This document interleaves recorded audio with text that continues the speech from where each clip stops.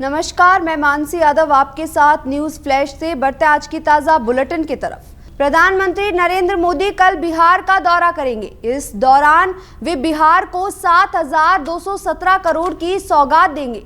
मोदी कई परियोजनाओं उद्घाटन और शिलान्यास करेंगे।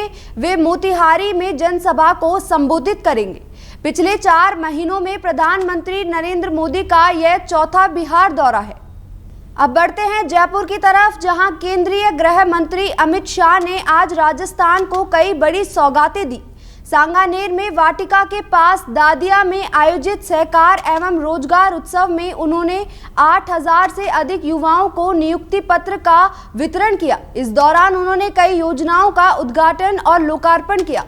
अमित शाह ने अन्न भंडारण योजना के तहत 24 गोदामों का लोकार्पण और श्री अन्न को बढ़ावा देने के लिए 64 आउटलेट का वर्चुअल उद्घाटन किया। उन्होंने गोपाल क्रेडिट कार्ड योजना के तहत 1400 लाभार्थियों को 12 करोड़ का ऋण वितरित किया। शाह ने श्वेत क्रांति 2 PDCS ऑनलाइन रजिस्ट्रेशन पोर्टल का लोकार्पण किया। 100 नए पुलिस वाहनों का फ्लैग ऑफ किया और जल संरक्षण, गरीब मुक्ति गांवों की कहानियों पर आधारित पुस्तक का विमोचन किया। खबर जयपुर से आ रही है, जहां पूर्व सीएम अशोक गहलोत ने जातिगत जनगणना को जरूरी बताया है। जयपुर में अपने निवास पर आयोजित प्रेस वार्ता में उन्होंने कहा कि जाति जनगणना राहुल गांधी का मिशन है और वे इस मसले को जोर शोर से उठा रहे हैं। गहलोत ने कहा कि अमीर गरीब के बीच खाई बढ़ गई है, ऐसे में जातिगत जनगणना किया जाना जरूरी है। उन्होंने सोशल इकोनॉमिक सर्वे को जरूरी बताया है। क्वेश्चन क्या था? तो ये जो है राहुल जी का जो सोच है, अब उसको लोग क्या है, जो जनरल कास्ट वाले कुछ नेता लोग हैं बीजेपी के अंदर या आरएसएस के लोग हैं, जिन्होंने कभी संविधान को स्वीकार नहीं किया, अब तो ये अंबेडकर अंबेडकर अंबेडकर की बात करते हैं। पर और वो अमित शाह जी बोल ही गए थे उसके अंदर, कटाक्ष कर दिया या क्या किया, पर उसको लेके इशू बन गया था कंट्री में। तो कहने का मतलब है कि जो ये जिस प्रकार से इन्होंने किया है, ये अपना आप में राहुल गांधी का स्पष्ट सोचना है, कंट्री के इंटरेस्ट में सोचना है, क्योंकि ये रिफॉर्म्स को एकदम लागू होते नहीं हैं, सालों लग जाते हैं इसके अंदर, सालों लग जाते हैं, तब जाकर के आप उसका फल मिलता है।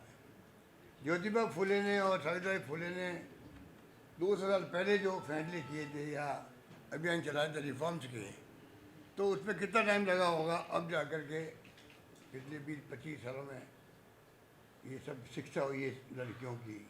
लोग माइंड नहीं करते लड़कियों को पढ़ाने में या महिलाओं को, तो वो तो कह रहे उस वक्त तो पाप लोग समझते थे लड़कियों को पढ़ाना। रिफॉर्म शुरू उस वक्त किया, कितना लंबा अर्सा लगा।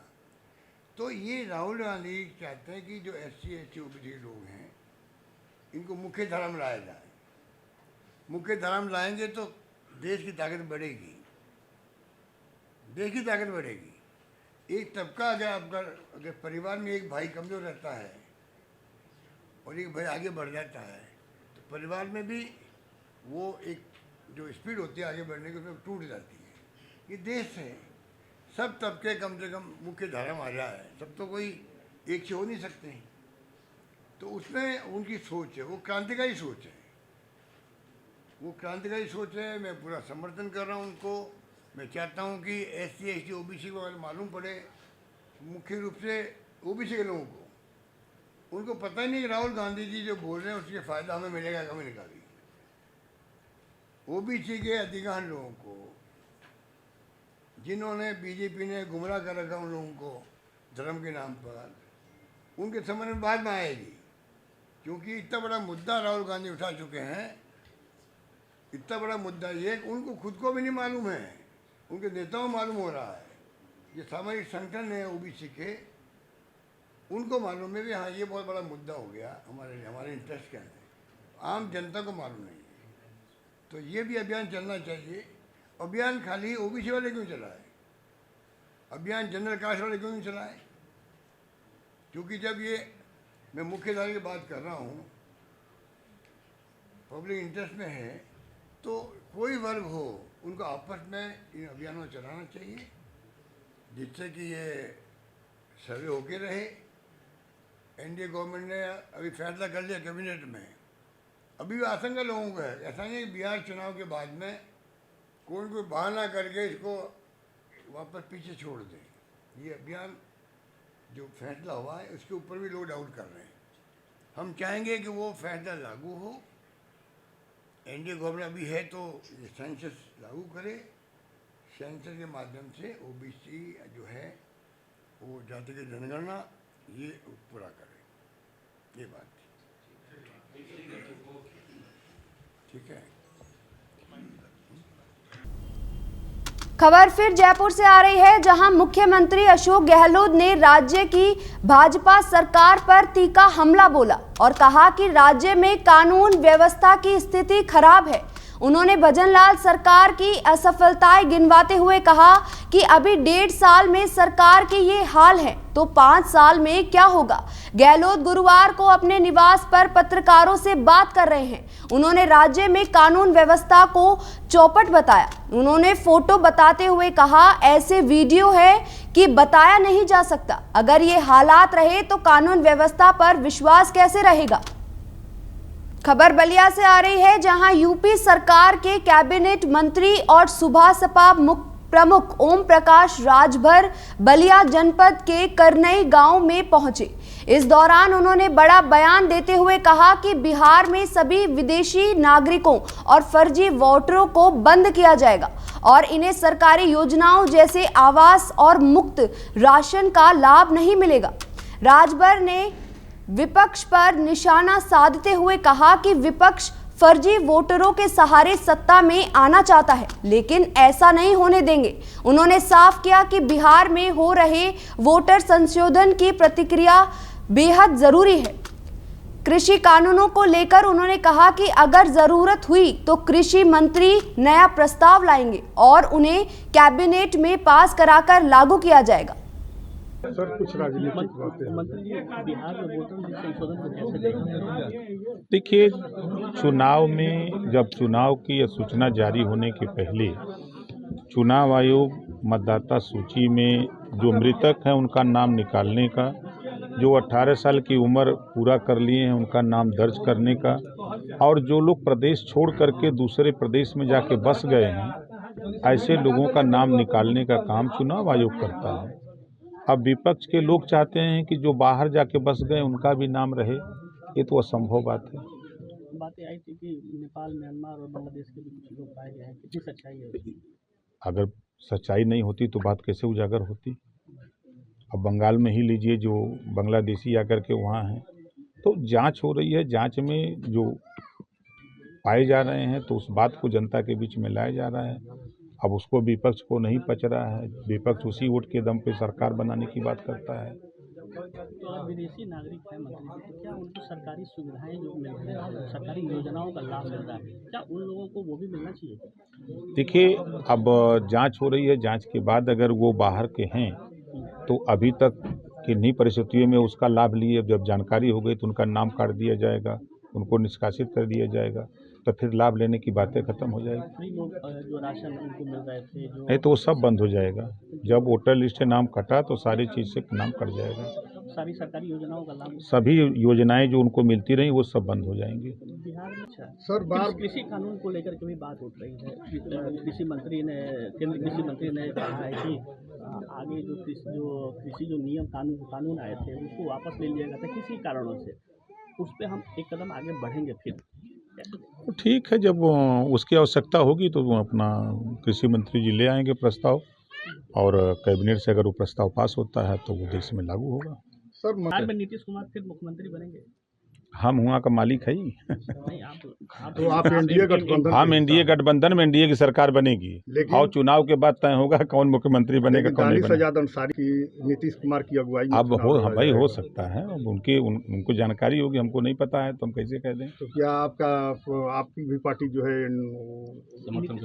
समर्थन करेगी नीतीश भाई कुमार? एनडीए में है तो हम लोग भी चुनाव लड़ेंगे वहाँ। मंत्री जी जहाँ पे आए कितने हैं सीटों पर लड़ रहे हैं? कितनी सीटों पर मांग कर रहे हैं? जो सीटें मिल जाएंगी उसी जो पे लड़ेंगे। परिजनों की मांग कितने सीटों पे आप क्या जितना सीट मिल जाएगी उतने पे लड़ेंगे। और कितनी मांग रहे हैं मंत्री जी? मांगने के लिए तो लोग। खबर धौलपुर से आ रही है, जहां चंबल नदी का जल स्तर घटा।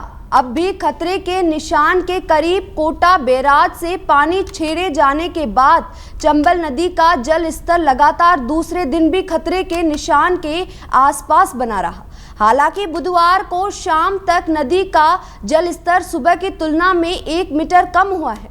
धौलपुर में सिंचाई विभाग XEN राजकुमार सिंगल ने बताया कि बुधवार सुबह चंबल नदी का जल स्तर 129 मीटर दर्ज किया गया था, जो शाम 7 बजे घटकर 128 मीटर रह गया। गौरतलब है कि धौलपुर में चंबल का खतरे का निशान 130 मीटर है। सोमवार को कोटा बैराज के 12 गेट खोलकर करीब 2 लाख क्यूसेक पानी नदी से छोड़ा गया था, जिससे मंगलवार को जल स्तर 130 मीटर तक पहुंच गया था। फिलहाल जल स्तर में कभी राहत की बात है, लेकिन विभाग स्थिति पर नजर बनाए हुए हैं। अब बात करते हैं बालोतरा की। लूनी नदी का जल पहुंचा बालोतरा शहर में। उत्साह का माहौल। पश्चिमी राजस्थान की जीवनदायिनी मरु गंगा लूनी नदी का जल लगातार तीसरे वर्ष बालोतरा पहुंचा। जैसे ही छतरियों का मोर्चा क्षेत्र में नदी का पानी पहुंचा, शहर वासियों में उल्लास की लहर दौड़ गई। श्रद्धालुओं ने नदी के स्वागत में पूजा अर्चना की और लूनी जल के दर्शन को बड़ी संख्या में लोग उमड़ पड़े। जनप्रतिनिधियों और लोगों ने लूनी के आगमन का स्वागत कर इसे प्रकृति का आशीर्वाद बताया। अब बढ़ते हैं भवानी मंडी की तरफ, जहां भवानी मंडी के पास मंदसौर जिले के भानपुरा क्षेत्र में बीते 24 घंटे में करीब 9 इंच बारिश दर्ज की गई है, जिससे जनजीवन अस्त व्यस्त हो गया है। लगातार बारिश के चलते कई मार्ग बंद हो गए हैं और सड़कों पर नदी जैसा हालात बन गया है। पानी के तेज बहाव से एक कार बहने की भी घटना सामने आई है। भानपुरा क्षेत्र में स्थित छोटे महादेव झरना भी रौद्र रूप में नजर आ रहे हैं। इसके बावजूद कई लोग जान जोखिम में डालकर वहां सेल्फी और रील बनाने में जुट रहे हैं। स्थिति की गंभीरता को देखते हुए गरोट के उपखंड अधिकारी राहुल चौहान ने सुरक्षा के कारण छोटे और बड़े महादेव झरना क्षेत्र को पूरी तरह बंद कर दिया है। साथ ही SDRF की टीम को अलर्ट मोड पर रखा गया है। बात करते हैं सर मथुरा की, जहां पानी की निकासी की व्यवस्था नहीं, घरों में घुसा पानी, लोग हुए परेशान। सर मथुरा के सत्ती का चौक महाकालेश्वर रोड पर जल निकासी की समुचित व्यवस्था नहीं। बारिश का पानी घरों और दुकानों में घुस गया। लोगों ने बताया कि हर वर्ष बरसात में यही स्थिति बनती है। उन्होंने कहा कि नगर पालिका के नालों का निर्माण तो करवाया है, लेकिन वह बंद पड़े हैं, जिससे पानी की निकासी नहीं हो रही है। समस्या है आपकी? बहुत परेशानी है बेटा। क्या परेशानी है? बहुत परेशानी है, खाना पकाने की का परेशान है, न सोच ले। हर साल इसी तरीके से ही आपके घरों में पानी भरता है? जई तरीके से आ गए। अब इतना पैसा नहीं तो जाए सही करवा ले। बात करते हैं डीडवाना की, जहां बारिश से 2 मंजिला मकान ढह गया। डीडवाना के कोट मोहल्ला क्षेत्र में बारिश के चलते 1-2 मंजिला मकान भर भरा कर गिर गया। हादसे में मकान की ऊपरी मंजिल के कमरे ढहने से पूरी बिल्डिंग को भारी नुकसान पहुंचा, लेकिन गनीमत रही कि समय रहते मकान को खाली करवा लिया गया, जिससे कोई जनहानि नहीं हुई। इस मकान में बीते दिनों बारिश के कारण दरारें आ गई थी और कुछ दिन पहले छत के 2 पट्टियों पर भी पानी भर गया था। हादसे के बाद मौके पर भारी भीड़ जमा हो गई और इलाके में दहशत फैल गई। सूचना मिलने पर पुलिस मौके पर पहुंची और हालात का जायजा लेकर मलबा हटाया। पूरा घटनाक्रम पूरी बात बताइए। घटनाक्रम का तो कुछ पता ही नहीं चला, एकदम ही आ गई पास वाला मकान। हम तो अंदर आटा पीस रहे थे उसका, तो बाहर भाग के आया, वो पूरा गिर गया। हमारी भी पट्टियां टूट गई, कांटा टूट गया, पूरा चक्की की पट्टियां टूट गई। क्या नाम आपका? केनाराम गुजर। क्या था पूरा मामला, क्या स्थिति है? हमारे थाने से सूचना मिली कि कोई कोर्ट मोहल्ले में मकान जर्जर है, वो गिर गया है। लेकिन वहाँ तुरंत पहुंचे, यहाँ पर कोई जन हानि हुई नहीं है और हमने काफ़ी लोगों से समझाइश की है। उनको दूसरा मकान भी गिर सकता है, तो काफ़ी लोगों को समझाइश की, बाहर गए, कोई जन हानि नहीं हुई। अब बात करते हैं धौलपुर की, जहां शुद्ध आहार मिलावट पर वार अभियान के तहत धौलपुर जिले में सघन जांच अभियान चलाया गया। जिला कलेक्टर श्रीनिधि बीटी की मौजूदगी में खाद्य सुरक्षा टीम और पुलिस ने मनिया क्षेत्र के रांडोली स्थित रामहरी डेयरी पर छापा मारा। इस दौरान मावा, इलायची दाना, स्कीम मिल्क पाउडर और घी के नमूने लिए गए। करीब 20 किलो घी और 10 किलो पाउडर सीज किया गया, जबकि 30 किलो मावा मौके पर नष्ट कराया गया। राजाखेड़ा के शामू का घेर में नमन मिल्क फूड प्रोडक्ट से 500 किलो दूषित बर्फी नष्ट कराई गई। यहां से रिफाइंड तेल और स्किम्ड मिल्क पाउडर के नमूने लिए गए। मां रहना वाली मिल्क फूड प्रोडक्ट से भी वनस्पति और मिल्क पाउडर के नमूने जांच के लिए भिजवाए गए हैं।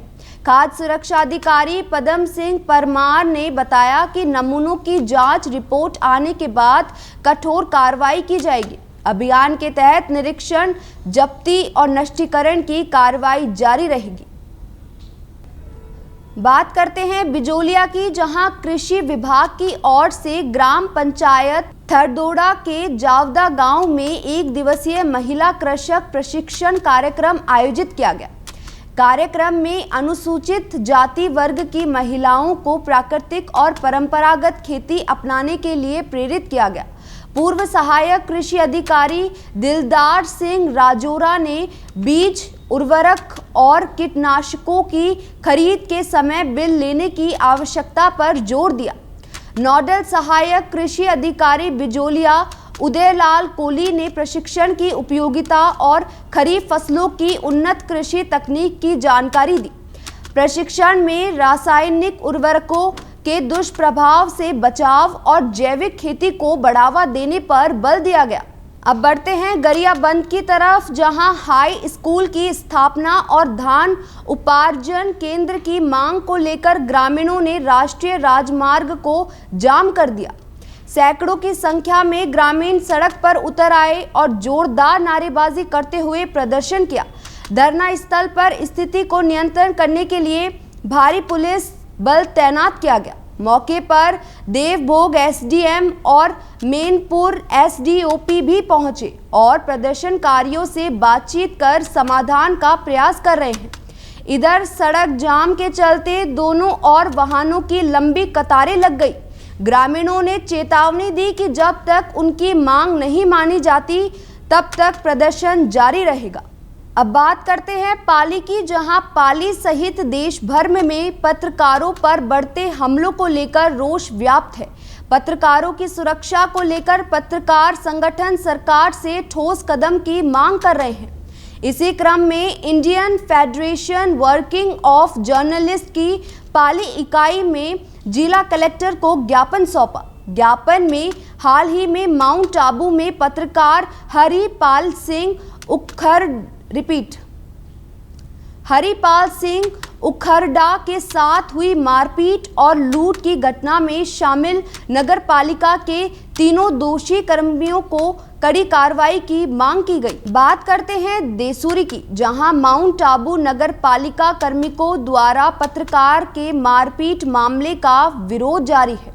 इस मामले में पत्रकारों ने देसूरी उपखंड मुख्यालय पर एसडीएम को मुख्यमंत्री के नाम ज्ञापन सौंपा। ज्ञापन में पत्रकार हरिपाल सिंह के साथ मारपीट करने वाला कर्मचारियों के खिलाफ कार्रवाई करने की मांग की गई।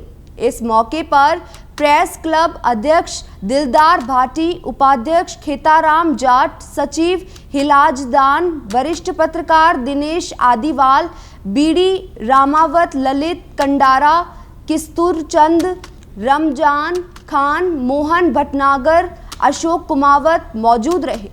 बात करते हैं थाना गाजी की। थाना गाजी के प्रतापगढ़ मार्ग स्थित जानी राय राघव मंदिर परिसर में बने रैंप को जेसीबी से तोड़े जाने के खिलाफ ग्रामीणों में जबरदस्त आक्रोश है। मंदिर की जमीन को माड़ा छात्रावास की भूमि बताकर कुछ लोगों ने यह कार्रवाई की, जिससे क्षेत्र में तनाव फैल गया। घटना की सूचना मिलते ही ग्रामीणों ने शिव बगीची में बैठकर विरोध प्रदर्शन किया और पूरे नगर पालिका क्षेत्र के व्यापारिक प्रतिष्ठान बंद रखे। बैठक में भाजपा नेता हेम सिंह भड़ाना और महेंद्र बोहरा सहित सैकड़ों लोग मौजूद रहे। बैठक में रैंप तोड़ने वालों पर मुकदमा दर्ज कर सख्त कार्रवाई करने, छात्रावास की वार्डन लाली देवी मीणा को निलंबित करने और मंदिर परिसर में दोबारा रैंप बनवाने की मांग की गई। मंदिर तोड़ना या मंदिर के किसी रास्ते में सीढ़ियों को तोड़ना, ये बड़ा दुर्भाग्य की बात है। हम हिंदू धर्म के पुजारी हैं और हमारी आस्था का केंद्र है सनातन धर्म। दूसरा, ये जो मंदिर की सीढ़ियाँ तोड़ी गई है, जिन लोगों ने तोड़ी है उनके खिलाफ नामजद रिपोर्ट दर्ज करा दी है और जिस वार्डन ने इसके खिलाफ कार्रवाई की है उसके राज्य सरकार को उनके खिलाफ भी अनुशासनात्मक कार्रवाई के निर्देश दिए। अब बढ़ते हैं कुचामन सिटी की तरफ, जहां राजकीय जिला चिकित्सालय कुचामन सिटी ने चिकित्सा एवं स्वास्थ्य सेवाओं के क्षेत्र में बड़ी उपलब्धि हासिल की है। कायाकल्प असेसमेंट में राजस्थान में दूसरा स्थान प्राप्त किया है।